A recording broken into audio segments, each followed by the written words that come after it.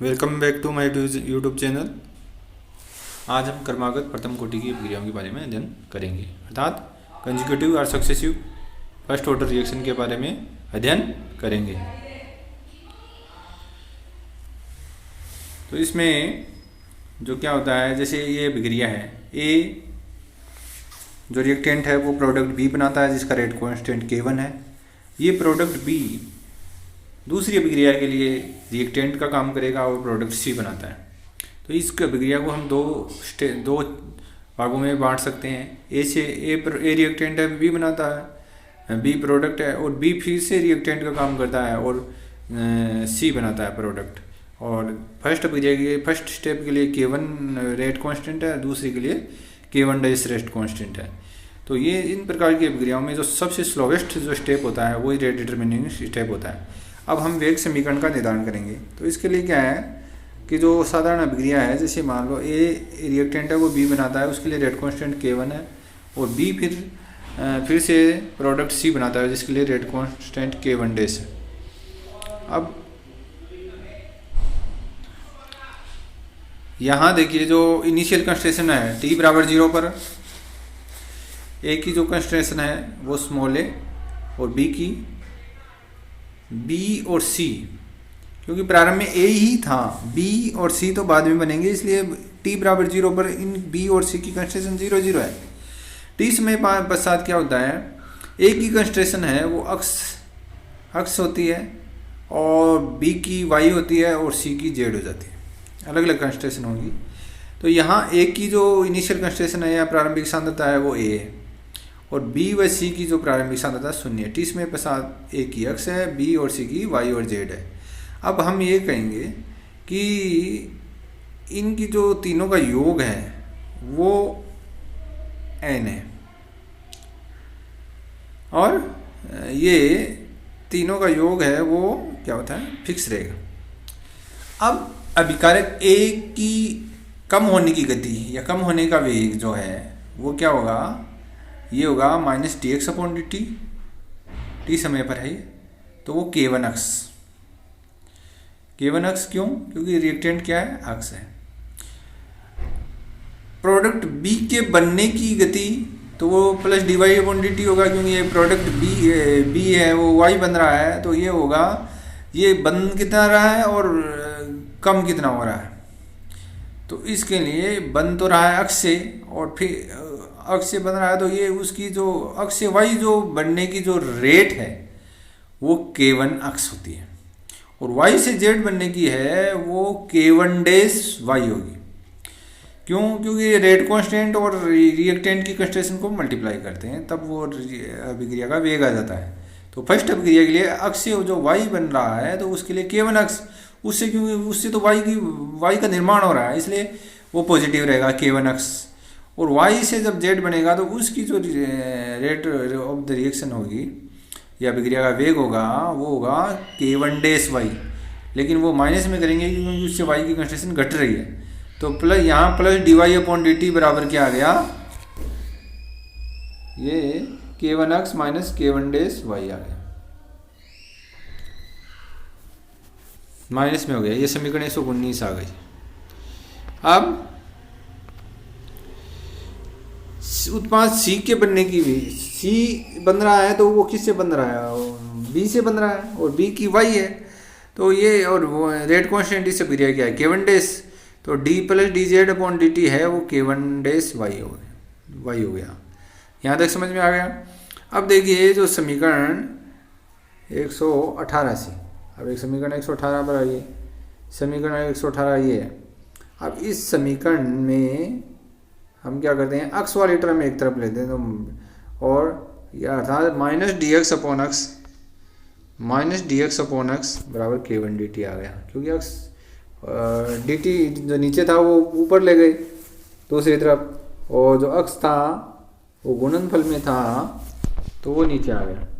अब इसका समाकलन करते हैं तो अक्स 1 अपॉन एक्स का ln x होता है, लेकिन माइनस पहले से तो माइनस ln x हो गया, और K1 कांस्टेंट था, dt का t आ गया, और एक कांस्टेंट ऑफ इंटीग्रेशन यानी समाकलन स्थिरांक c आ गया। अब इसकी वैल्यू याद करेंगे तो वही t बराबर 0, तो x बराबर यहाँ t बराबर 0 तो x बराबर a लिखना है, x बराबर 0 नहीं है ये, क्योंकि ये प्रोडक्ट की कंस्ट्रेशन थी। x क्या है, t बराबर 0 है, सॉरी, तो ये रिएक्टेंट की कंस्ट्रेशन है, तो x बराबर a लिखना है, तो ये आएगा c बराबर माइनस ln a। ये x की जगह a आ गया, k1t 0 हो गया क्योंकि t 0 है, और c बराबर माइनस ln a आ गया। अब माइनस ln a और इसको उधर ले जाएंगे, रीअरेंजमेंट करेंगे या पक्षांतरण करेंगे, तो ln a minus ln x बराबर k1t, और ln a minus ln x बराबर ln a बटा डिवाइड बाई x, तो ln a अपॉन x आ गया। अब ये या हम अब x ऊपर लिखना चाहते हैं तो minus ln x upon a बराबर k1t आ गया। ये जो ग्राफ है उसको हम बाद में ये एक्सप्लेन भी करेंगे, लेकिन पहले यहाँ समझ भी सकते हो आप। ये जो टाइम वर्सेस कंस्ट्रेशन है ए बी सी, तीनों जो स्पीसीज है या प्रोडक्ट जो है ए अभिक्रिया ए बी सी में, तो ए की कंस्ट्रेशन क्या है, शुरू में सबसे ज़्यादा रहेगी, और बी और सी की तो रहेगी नहीं, शुरू में उनकी तो 0 है। ए की कंस्ट्रेशन लगातार घटेगी चरघातांकी रूप से, और बी की बीच में क्या है, बी की सबसे ज़्यादा रहेगी, और लास्ट में सी की सबसे ज़्यादा हो जाएगी, और बी का जो पहले बढ़ेगी फिर घटना स्टार्ट होगी, और सी की बढ़ती जाएगी। इस प्रकार से ये ग्राफ प्राप्त होता है। अब हम देख रहे हैं जो ये था minus ln x x upon a बराबर k1t, ln x upon a बराबर माइनस k1t, और ln को उठाएंगे तो x बराबर x अपॉन ए बराबर आएगा e की पावर माइनस k1t, और a आगे मल्टीप्लाई हो जाएगा, तो ये आ गया x बराबर a e की पावर माइनस k1t। समझ में आ गया मेरे ख्याल से। a प्रथम कोटि की बात ही, इसमें भी a की सांद्रता समय के साथ चरघातांकी रूप से घटती है। जैसे समय आपने देखा होगा कि फर्स्ट ऑर्डर रिएक्शन में जो रिएक्टेंट की जो कंस्ट्रेशन है वो एक्सपोनेंशियली रूप से डिक्रीज होती है, तो सेम उसी प्रकार से जैसे हमने विल्हेमी समीकरण देखी थी, विल्हेमी समीकरण इसी प्रकार का था। तो इसमें भी जो फर्स्ट रिएक्टेंट है ए से बी बनता है, तो ए की जो सांद्रता है वो लगातार चरघातांकी रूप से घटती है। अब हम बी, ये जो हमने देखा था कि डी वाई, अब देखो वाई का मान ज्ञात करते हैं, अक्स की तो ज्ञात कर लिया, अक्स का समीकरण 124 आ गया, ये हमारे पास ये आ गया। अब वाई का हम समीकरण ज्ञात करना चाहते हैं, तो y d y upon d t क्या था, k1 x minus k1 dash y, k1 x minus k1 dash y, ये था। कैसे दिखा याद दिलाता हूँ, ये देखो ये था d y upon d t बराबर k1 x minus k1 dash Y, और अक्स की हमने ज्ञात कर ली, x बराबर a into e raise to power minus ये आया k1t, तो अक्स की वैल्यू रख देंगे इसमें। तो ये हमने समीकरण जो 119 में वो अक्स की वैल्यू रख दी, तो अक्स की जगह आ गया ए की पावर माइनस, देखो ये वैल्यू रख दी और सेम रह गया बाकी। अब इसका हम ये जो एक डिफरेंशियल इक्वेशन है फर्स्ट ऑर्डर की, तो इसका जो यह प्रथम कोटि अवकलन समीकरण है और इसका हल ये होगा। अब ये इस हल की डिटेल में नहीं जाना, मैथ वाले तो फिर भी निकाल सकते हो, बायो वालों के लिए आपको इसका हल आपको लर्न करना पड़ेगा, या मैथ वालों की सहायता ले सकते हो। तो यहाँ y बराबर इसका हल आएगा, y बराबर आएगा k1a upon k1 dash minus k1, bracket में आएगा e raise to power minus k1t minus e raise to power minus k1 dash t। ये हमारे पास समीकरण आ गई 126। अब देखो ये हम फिर ये y का मान आ गया, हमारे पास x का मान आ गया, y का मान आ गया, यानी कि a की कंस्ट्रेशन हम ज्ञात कर सकते हैं, उसके लिए समीकरण आ गई, y की कंस्ट्रेशन ज्ञात कर सकते हैं, उसकी समीकरण आ गई, और z की समीकरण यहाँ मैंने x plus y plus z बराबर वो a था, n नहीं था, तो ये वो उनका मान a था। a क्यों था, वहाँ थोड़ा सा करेक्शन कर लीजिएगा। a वो क्योंकि एक की जो प्रारंभिक सांद्रता, जो एक की जो प्रारंभिक सांद्रता होती है वही अभिक्रिया की लास्ट तक तीनों की जो अभिक्रियाओं तीनों जो है ए बी सी तीनों स्पीसीज की जो कंसंट्रेशन है वो तीनों का योग उस ए के बराबर ही रहेगी हमेशा। तो जेड बराबर क्या होगा, ए माइनस एक्स माइनस वाई। ए तो आपको पता है ए अभिकारक की प्रारंभिक सांद्रता यानी इनिशियल कंसंट्रेशन है, और उनमें से एक्स और वाई घट जाते हैं, उनका योग घट जाता है, तो फिर जेड का मान प्राप्त होता है। जेड क्या है, सी की कंसंट्रेशन है किसी समय पर। तो हमने ए का मान, ए में एक्स घटेगा और वाई घटेगा, तो एक्स की वैल्यू रख दी ए माइनस ये एक्स की वैल्यू ए इंटू, देखो ये एक्स की वैल्यू है a e raise to power minus k1t। फिर हमने y की जो वैल्यू, थी यही तो थी k1a upon k1 dash minus k1 e raise to power minus k1t minus e raise to power minus k1 dash t। अब हमने आगे क्या किया, इसमें क्या किया है, तो इसमें देखिए a upon k1 dash minus k1 है, ये कॉमन ले लिया तो a में, क्योंकि a तो निकल गया, अब k1 डेज माइनस k1 ये हमने नीचे ला रखा है, उसमें था ही नहीं, तो इसमें ये एक तरह से ये मल्टीप्लिकेशन में या एक की जगह ये आएगा फिर, क्योंकि इसको जब भी हम ब्रैकेट को खोलेंगे इसको मल्टीप्लाई करेंगे तो k1 डेज ये जो है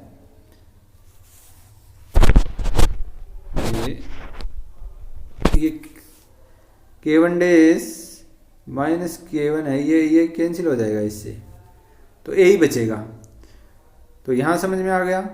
और दूसरे वाले में क्या है कि a तो कॉमन आ गया, e raise to power minus kt ये रहा, लेकिन k1 डेज क्योंकि हमने नीचे हर में लिया है तो यहाँ अंश में यहाँ लिखना पड़ेगा हमें, तो इसमें a तो बाहर चला गया और k1 डेज माइनस k1, और ये जब इसको ब्रैकेट को खोलेंगे तो ये कट जाएंगे और फिर वही मान आ जाएगा a, क्योंकि a तो मल्टीप्लाई हो रहा है, e raise to power minus k1t यही आ जाएगा। अब फिर क्या है कि यहाँ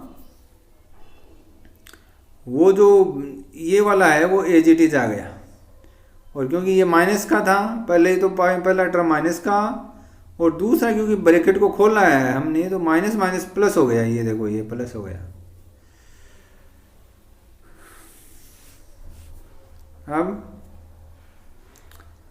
अब क्या होता है कि अब इनको सबको खोल लिया, जैसे k1 डेज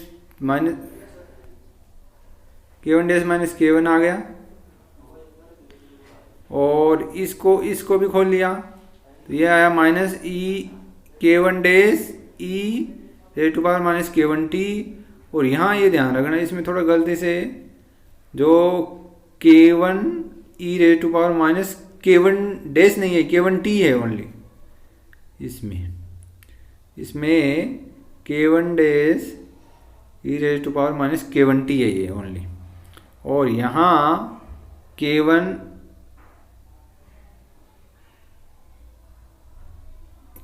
ये k1t आया, और ये देखो k1 e raise to power minus k1t, और ये कैंसिल हो जाएंगे, और एक ये बचा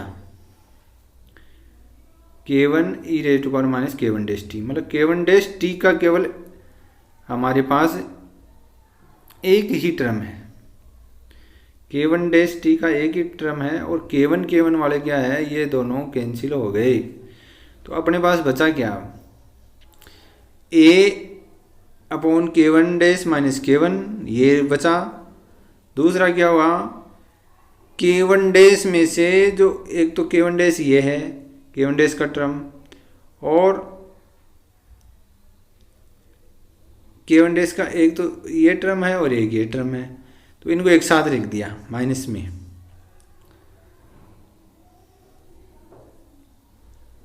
k1 डेज ये दोनों टर्म सॉरी, ये जो दोनों टर्म है वो एक साथ आ गए, तो यहाँ एक साथ लिख, सॉरी ये नहीं है, K1 डैश का ये टर्म है, हाँ यही K1 डैश, ये दोनों टर्म एक साथ लिख दिए। फिर दूसरे ये दोनों कैंसिल हो गए, और K1 ये माइनस से ये ब्रैकेट के बाहर आ गया, और ये क्योंकि प्लस का था तो माइनस ब्रैकेट के बाहर लेने से ये माइनस हो गया, और ये एज इट इज लिख दिया। देखो ये दोनों कैंसिल हो जाते हैं, कि ये क्यों हो जाएंगे, क्योंकि ये K1 डैश नहीं है, ये K1T है ओनली, और ये कैंसिल हो गया। और हमने क्या किया, इसको और इसको एक साथ लिख दिया यहाँ पर, और फिर ये माइनस हमने ये वाला और ये वाला K1 और K1 e की पावर माइनस ये लेकिन ये माइनस कॉमन आने से ये प्लस वाला माइनस में चेंज हो गया, ये यहाँ आ गया। इस प्रकार से ये समीकरण आई, ये Z की आई। तो हमारे पास A127 है, हमारे पास A की सांद्रता भी याद कर सकते हैं। A की सांद्रता वो थी अक्स, और वो कितनी थी, A इंटू ई की पावर माइनस K1T। और हम B की सांद्रता जो Y थी वो क्या थी, K1A upon K1 dash minus K1 bracket e raise to power minus K1T minus e raise to power minus K1 dash T। और ये जो समीकरण आई है वो लास्ट वाली वो Z की आई। तो इन जो समीकरणों में जब मान रखते हैं तो समय के साथ A की सांद्रता है वो लगातार कम होती है, जैसे आपने ग्राफ में देखा, और C की सांद्रता लगातार बढ़ती है, और B की सांद्रता है वो पहले मैक्सिमम तक बढ़ेगी और फिर कम होना प्रारंभ हो जाती है। अभिक्रिया की गति है, कुल गति वेग नियतांकों की मात्रा पर निर्भर करती है। अब यदि मान लो फर्स्ट जो अभिक्रिया है उसका जो रेट कांस्टेंट ज़्यादा है, फर्स्ट अभिक्रिया K1 का यदि रेट कांस्टेंट K1 है वो K1 डैश से ज़्यादा है दूसरे स्टेप से, तो क्या है कि B का C में परिवर्तन धीमे होगा। ये तो हम ये बहुत इजी बात है। ये तो क्या है कि जिस अभिक्रिया का रेट कांस्टेंट ज़्यादा है तो वो जैसे पहले वाले की ज़्यादा है तो A से B ज़्यादा बनेगा, लेकिन B से C कम बनेगा, तो B का C परिवर्तन धीमी गति से होगा।